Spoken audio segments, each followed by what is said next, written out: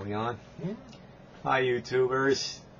I normally don't get involved in political discussions or discussions of religion or whatever.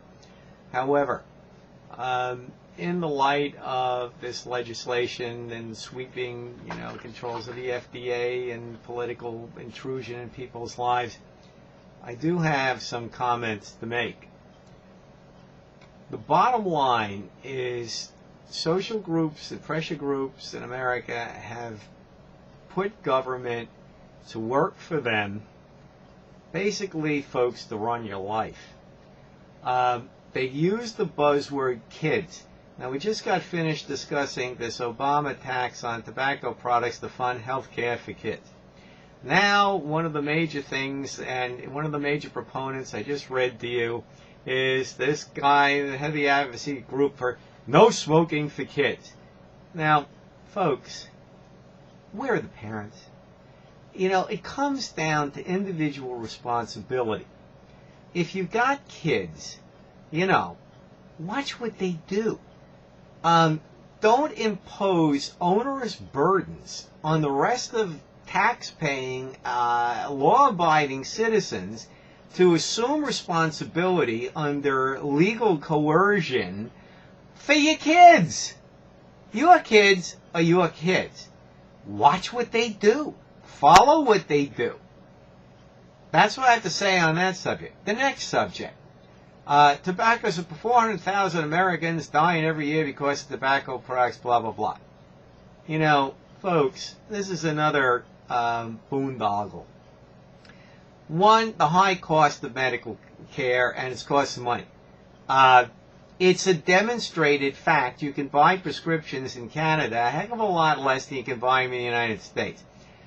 Medicine in this country has become an industry, and a very high profit margin industry.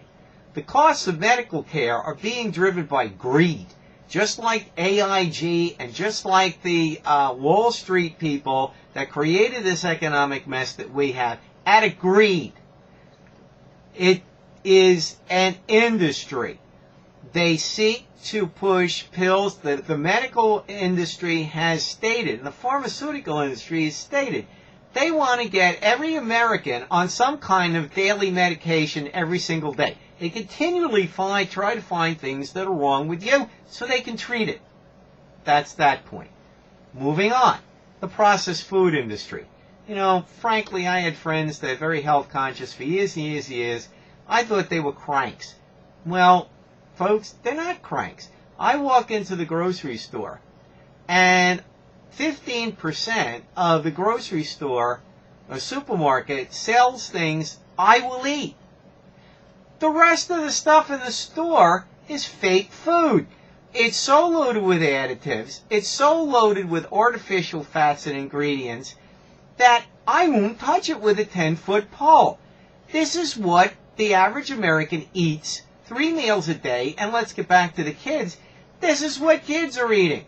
Now, if you're going to tell me I can't buy tobacco, well, you better tell these people, and I'm going to say it, maybe they'll sue me, okay. Let's tell them you can't eat Happy Meals, you can't eat Burger King, you can't eat McDonald's, you can't eat Wendy's, you can't eat Pizza Hut, and you can't eat 85% of the shit that your local supermarket crams down your throat and tells you it's food. Now, that's what's killing Americans. That's why obesity is so epidemic in this country.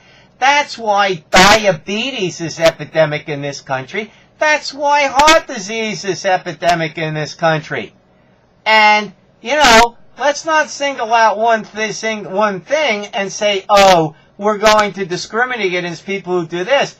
Discriminate against the processed food industry, the pharmaceutical industry, the medical industry, and parents and people who don't assume responsibility for themselves and the people who are dependent on them. I hate to sound like Rush Limbaugh, but hey, sometimes you really have to come down and call a spade a spade. And please think about what I've said. Research what I've said. You're going to find it's true, because I deal in fact. I don't deal in fantasy delusion or things of convenience. I don't lie. look up some of the topics I have covered. I think you will be very, very interested. Thank you very much, and I hope this is the beginning of a political response. Have a good evening.